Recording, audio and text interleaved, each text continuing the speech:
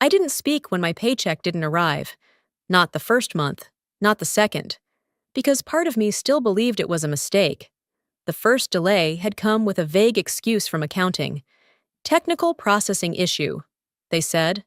I'd been with the company for nearly 3 years, built their entire digital contract platform from scratch, and worked through weekends more times than I could count. I gave them the benefit of the doubt, but by week 6, silence was no longer comfort.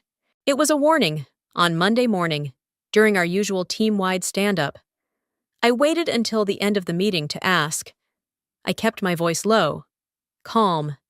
Gregory, I still haven't received payment for the past 2 payroll cycles. Can I check in with you about that? He didn't even look at me. Instead, he chuckled and turned to the rest of the room. You know, he said, there are people lining up to do what we do, for free.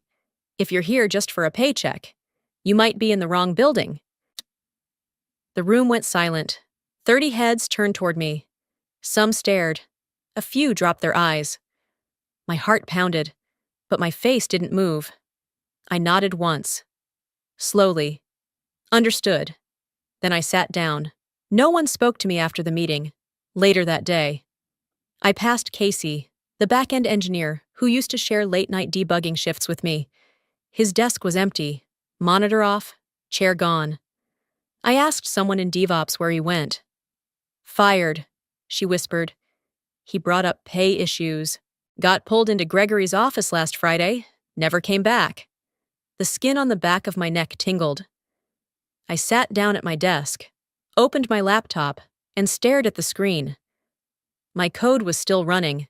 The contract servers still responded to my credentials. No one had locked me out. Yet. So I kept typing, kept working, and quietly. I began saving every log, every timestamp, and every access trail, just in case someone decided to erase me next. That night, I didn't eat dinner. I just sat in the dark with my laptop glowing in front of me. The only light in my apartment. The silence was heavy, like it had weight. I stared at the screen, the blinking cursor in the terminal window, my mind echoing Gregory's words from earlier. If you're here just for a paycheck, you might be in the wrong building.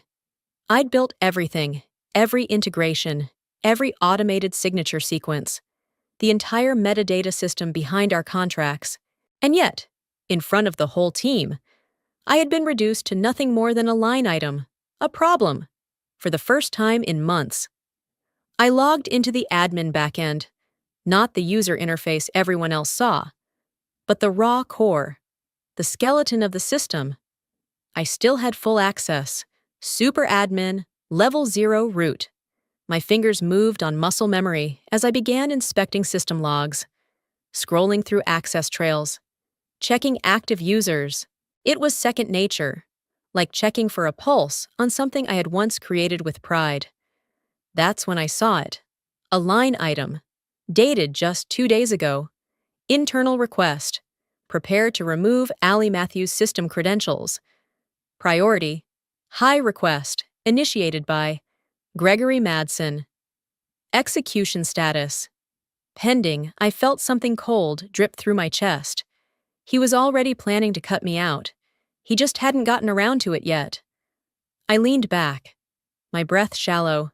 The betrayal was sharp, not just because of the message, but because I'd been so damn loyal. Through product failures, through team layoffs, through weekends when I was the last person in the office. Loyalty had been my currency, but now, it was worthless. So I opened another window.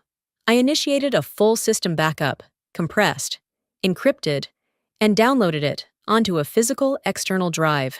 Not for safekeeping, not for work, but for me. It was the first time I'd ever done it.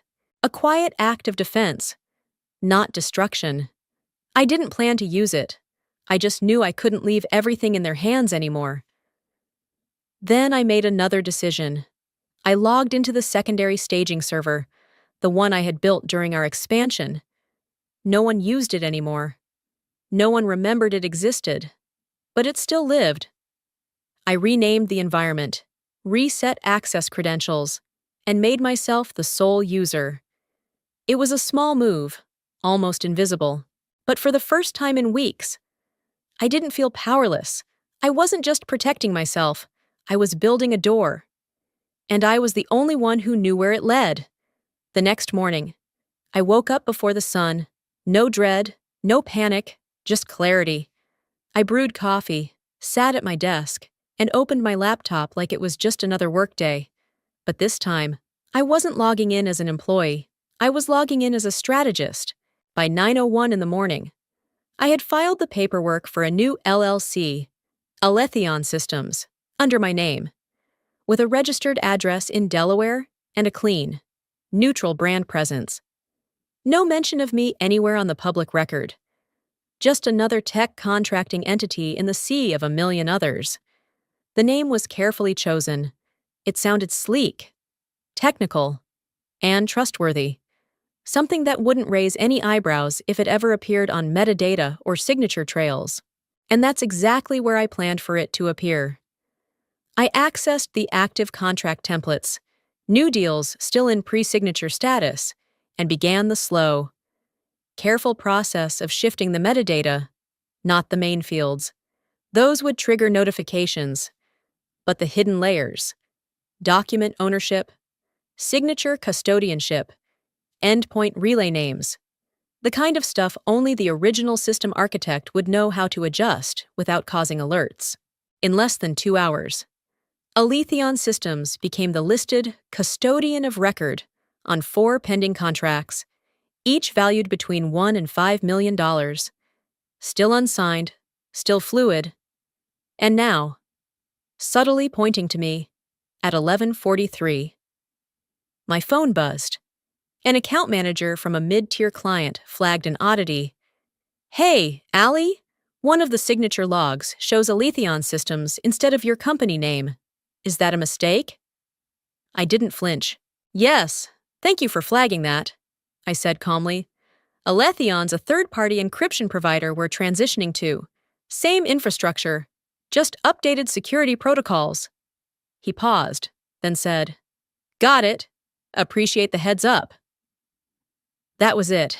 I hung up and took a breath. Not relief, confirmation. The system worked. By late afternoon, Gregory sent out a congratulatory email to the tech team. "Impressive how tight and compliant our signature framework is. Got complimented by a client today. Great work, everyone." He had no idea that the compliment wasn't for him. It was for me. And for the system, I was now quietly rerouting under my own control. The shift had begun, not loudly, not violently, but with precision. I didn't need to take anything by force. I was building a parallel skeleton. Same contracts, same structure, but a different spine. And one day soon, when the weight shifted, he'd feel it snap. By Thursday, the news was everywhere in the office. Gregory was giving a talk at the Future Tech Global Summit. He'd been selected as a keynote speaker to present on cutting-edge contract automation and digital trust infrastructure. My infrastructure. The email blast went out that morning, complete with a glossy headshot and a title that read, "How Our Company Reinvented Smart Signatures," presented by Gregory Madsen, CEO. I stared at the screen for a long time, feeling something sour twist behind my ribs. I had written that entire framework alone over a 3-month period, through sleepless weekends and a sinus infection that nearly landed me in the ER. The dynamic API gateway he was about to show off? I coded every line. The real-time signature log chain? Mine. And yet not once had my name been mentioned. Still, I kept quiet. That had become my default mode lately, silent, observant, precise. The summit went live on Friday. I didn't watch it. I thought I could ignore it. I was wrong. An hour into my afternoon, I got a text from Rachel, an old friend from my university days, now a UX designer at another firm. "Girl, is that your demo Gregory's presenting? Zoom in on the bottom left of slide 9. Watermark still shows your tag." I recognized it instantly. My stomach dropped. I clicked the live stream recording. There he was, pacing a polished stage, gesturing to a slide deck like he'd written the code in his sleep. And there it was. Slide 9. My interface. My schema. And in the lower left corner, almost translucent, a Matthews version 4 final. He hadn't even bothered to clean up the export. It wasn't a mistake. It was theft. Dressed up in applause and spotlight lighting. I didn't rage. I didn't cry. I just logged in. I pulled up the original prototype, complete with documentation and time-stamped commits. I bundled it into a clean, zipped file with proper attributions and licensing notes, code copyright, creator metadata, and full version history. Then I wrote a short message to the Future Tech Summit Committee. To whom it may concern, attached is the original development framework being presented by Gregory Madsen at your event. For transparency and legal clarity, I'm the sole author of the system, now labeled as the Madsen Signature Model. Regards, Allie Matthews. No threats, no demands, just facts. I clicked send. Then I closed my laptop. The applause wasn't mine, but the architecture was. And now, someone else knew it too. There's a kind of anger that doesn't scream. It sits in your chest like a hot stone, silent, solid, immovable. That's what I carried with me that Monday morning. I didn't storm into Gregory's office. I didn't raise my voice. I just opened a blank email and started typing. Subject: Unpaid compensation, 6 months to Gregory Madsen, CFO Darren Wells, HR shared inbox. From Allie Matthews attachments, payroll log, Jan to June, XLSX. The spreadsheet was meticulous. Every payroll period, every missed deposit, every time-stamped payslip. I even included internal timesheets and signed project logs. There was no wiggle room. This wasn't a complaint. It was a ledger. I didn't write an angry message, just 2 sentences. Please see the attached document regarding unresolved salary payments over the past 6 months. Let me know how you'd like to proceed. Then I hit send and waited. 1 day, 2 days, nothing. On the 3rd day, I forwarded the email again, adding Gregory directly. This time, I got a reply. Well, sort of. Gregory didn't answer me. He simply forwarded the message chain to HR and the CFO with a single line. Can someone handle this? I'm slammed prepping for the Atlas contract. That was it. No acknowledgement, no apology, not even the decency of pretending to care. My hands shook over the keyboard, not from weakness, but restraint. I wanted to type something back, something cutting, something final. Instead, I breathed through my teeth and opened the contract dashboard. I had access. They hadn't cut me off yet. Big mistake. I pulled up the pending Atlas contract, along with 3 other multi-million-dollar agreements still waiting on final signatures. Carefully, I navigated to the metadata layers, the digital framework where custodianship, escrow instructions, and legal modifiers lived. I created a new section labeled Non-Payment Clause, Internal Vendor Notice. Inside, I added a paragraph. Simple, elegant, legally binding. In the event that any authorized agent or vendor providing system infrastructure has not been compensated for a duration exceeding 90 days, all custodianship claims, access protocols, and system authority may be considered void until full reconciliation is achieved. It was buried deep. No flashing alerts. Just a quiet landmine, waiting. I didn't do it out of revenge. Not yet. I did it because I was tired of being erased, tired of being expected to build empires for men who couldn't even spell the names of their engineers. I saved the updates, committed the changes to the log, and logged out. Then, I sat back in my chair, letting the silence settle again, this time not as a weight, but as a signal. My voice hadn't been heard. So, now, the system would speak for me. There are moments when everything slows down. Not because there's no chaos, but because you've already chosen your next move. That's how I felt the week the Atlas contract was scheduled to close. It was a $24 million deal. The crown jewel. The kind of project Gregory believed would land him on the cover of Tech Vision magazine. Everyone in the company was buzzing. Slack channels flooded with reminders. Pre-celebration lunch meetings were booked, and the design team had already mocked up the press release. No one mentioned my name, but that didn't bother me anymore. I wasn't looking for credit. I was looking for control. On Tuesday morning, I came in early, 6:45, coffee in hand. Before the floor filled with noise, I logged into the staging server I'd quietly reclaimed weeks ago. No one else used it. They'd forgotten it existed. But that old server still ran the heart of our contract framework. I pulled up the Atlas contract shell and initiated the final modifications. Under Digital Custodian, I replaced the default internal vendor line with a new entry. Aletheon Systems, LLC. Encryption Custodian and Signature Authority. I also rewired the endpoint callback chain. Now, every time a signature was verified, it pinged my server, not the company's. Mine. Then I took one more step. I uploaded a short snippet of code, one I had written 6 months ago, to stabilize the real-time blockchain signature sync. I knew this piece of code would be highlighted during Atlas's technical review, so before they got their hands on it, I filed a copyright claim, in my own name.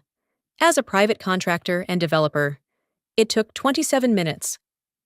Now, my name was embedded in the U.S. Copyright Office as the sole legal author of a key component in their contract pipeline.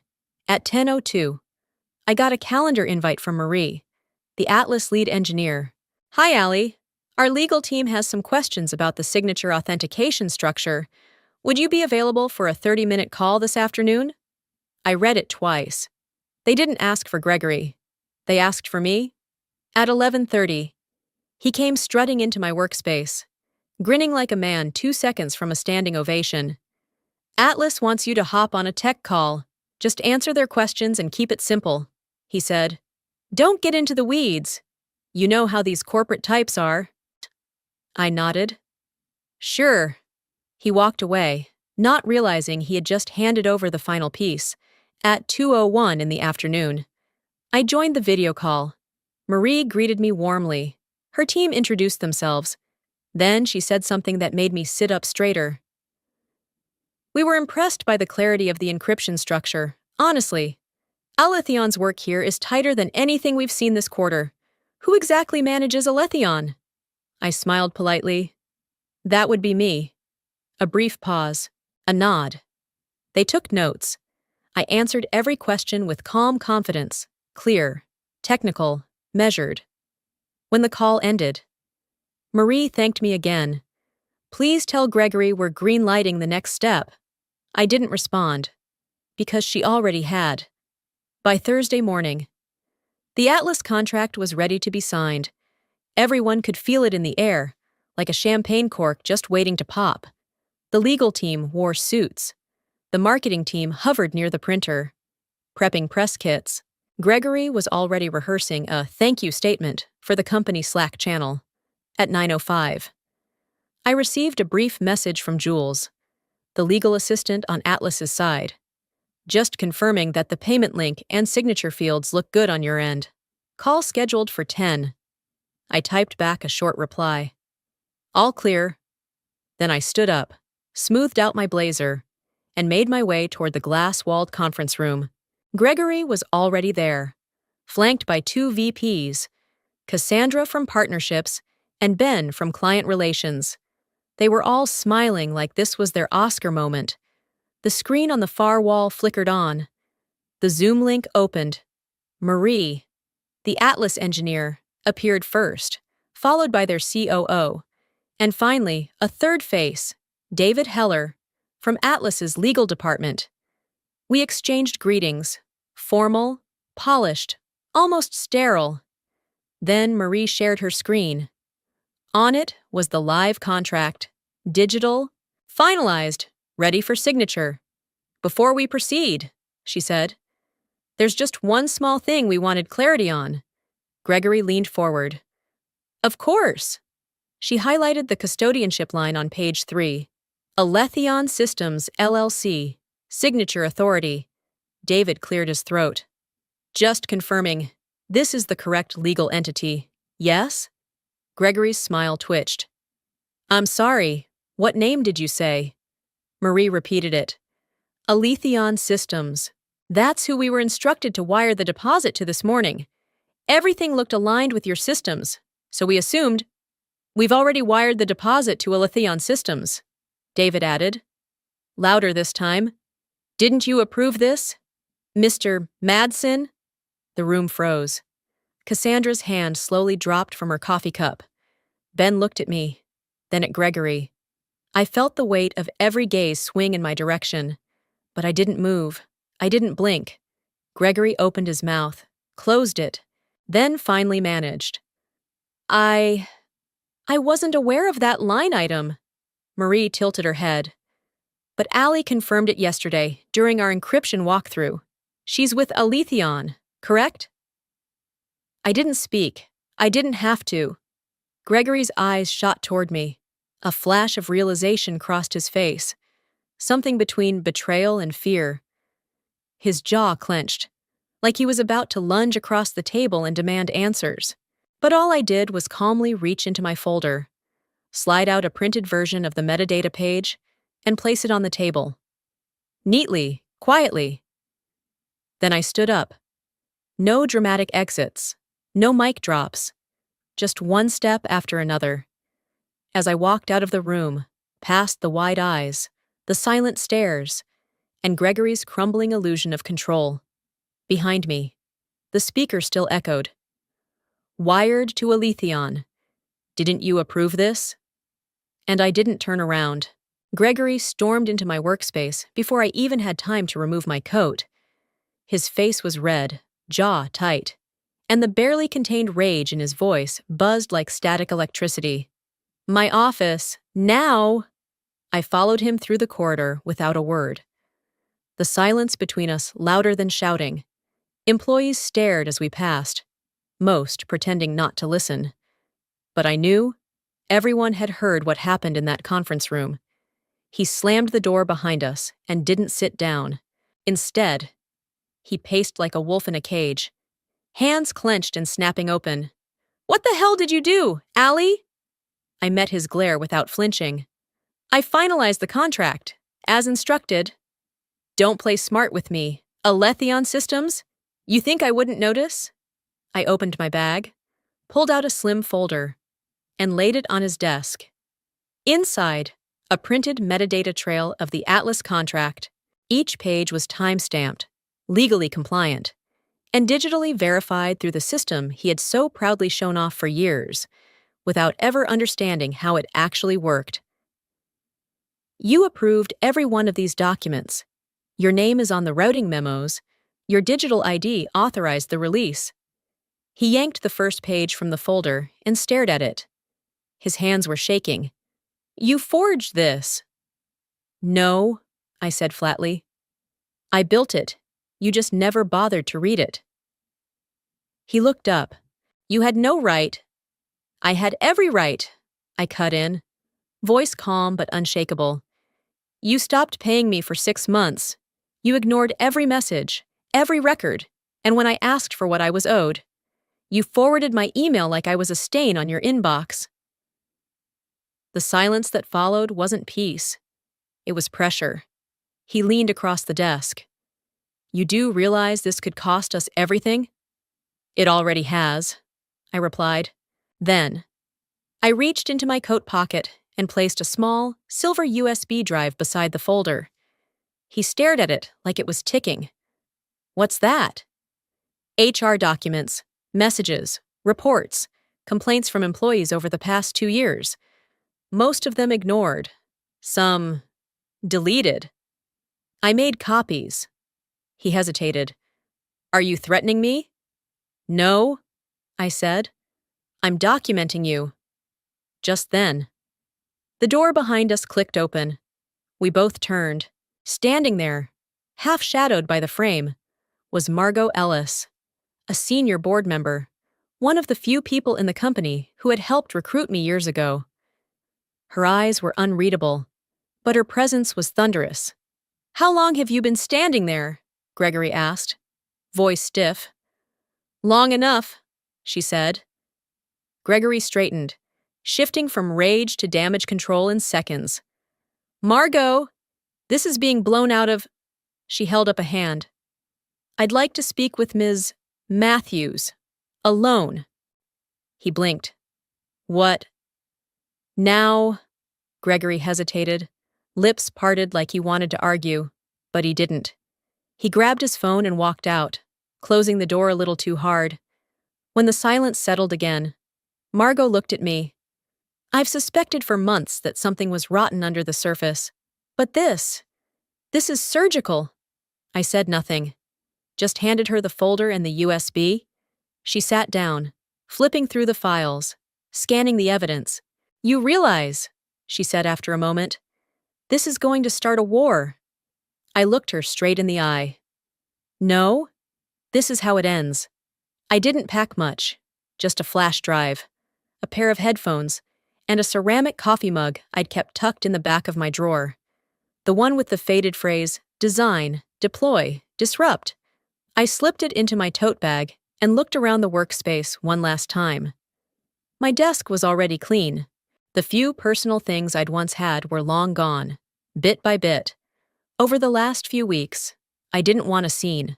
I wanted closure. No announcements, no farewell lunch, no HR escort, just silence. At 10:15 in the morning, I walked to the IT desk and handed over my laptop. Connor, the junior tech with a nervous smile and a decent heart, took it without asking questions. Maybe he'd heard, maybe not. But his eyes were kind when he said, "Thanks, Allie. You built something amazing here." I nodded once. "You'll take care of the system?" He blinked. "We'll try." I smiled softly. "Good luck." Then I reached into my bag, pulled out my keycard, and placed it gently on the receptionist's desk. No swipes, no final badge in. The moment my hand left that card, I felt something leave me, not a loss, a release. But there was one last thing. I made my way up to the executive floor, quiet, clean, too polished to be real. Gregory's office door was slightly ajar. I pushed it open just enough to step inside. He wasn't there. I didn't need him to be on his desk, where his ego usually sprawled in the form of printed articles and nameplates. I left a single envelope, no name on the outside, just placed dead center, like a punctuation mark. Inside, I had tucked two things: a printed copy of my resignation, formally drafted, dated, emotionless, and underneath it, a photo, glossy, full color. It was taken 2 years ago during a late-night product sprint. The whiteboard in the background still held the first sketch of the architecture I'd built: lines connecting logic trees, encrypted nodes, and routing sequences. But the camera had caught something else. 2, just below the system diagram, written in faded green marker, was a phrase I'd scrawled out half-jokingly back then. "Trust is not given, it's built." I left it there. Quiet, final.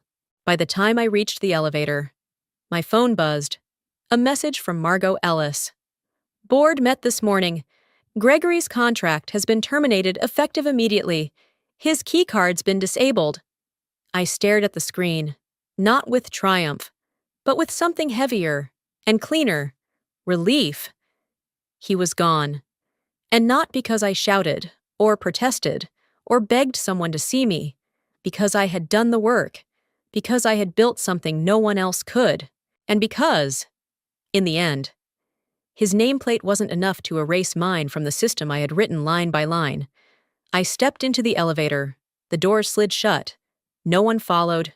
No one needed to. I had said goodbye in the only way I knew how, without sound, but with precision. 3 weeks later, my name was on the front page of Tech Pulse Weekly, though I hadn't agreed to an interview. The headline read, Aletheon Systems emerges as quiet disruptor in contract tech. A former insider turned architect.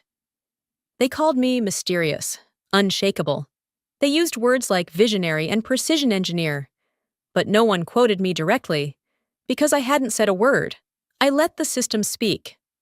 By then, Aletheon had already secured 3 new enterprise clients, 2 of which were ex-partners of Gregory's former firm. My firm now, quietly built, legally sound, structurally untouchable. I spent my days in a modest office on the 12th floor of an older building in the heart of the city. No marble walls, no PR team, just me, a few trusted engineers, and a glass board that still bore the earliest lines of code from the original staging server on a gray Friday afternoon. As the rain traced soft lines against the window panes, I opened my inbox and scrolled to the very bottom. There it was. Subject: Payroll delay date, 7 months ago. Status: no reply. The email I'd sent to Gregory, HR and the CFO, the one no one had ever answered, the one that started all of this, not with an argument, not with an ultimatum, but with a quiet, professional question. Hi, I wanted to follow up regarding the past 2 payroll cycles. I'd appreciate any clarity on the timeline. Thank you. I hovered over the message, then clicked forward. In the recipient field, I typed one name, Gregory Madsen. In the message body, I added a single sentence. This is where it started, and this is where it ends. Then I hit send. As the message disappeared from my screen, I leaned back, fingers interlaced behind my head, for the first time in a long while. There was nothing left to worry about. No threats, no unanswered questions. Just the quiet hum of servers working exactly as they were meant to, flawlessly, invisibly, under my control. At the top right of the screen, my signature flashed briefly as the message was logged. Ali Matthews, CEO, Aletheon Systems. I didn't need applause. I didn't need revenge speeches. What I needed, what I'd claimed, was something far greater: autonomy, integrity, legacy. If you've ever been underestimated, overlooked, or dismissed, remember this: power doesn't always come from noise. Sometimes it comes from knowing your worth, standing your ground, and rewriting the system. If Ali's story moved you, share it with someone who needs a reminder of their quiet strength. Drop your thoughts in the comments. Subscribe for more stories like this. And remember, justice doesn't always shout. Sometimes it codes.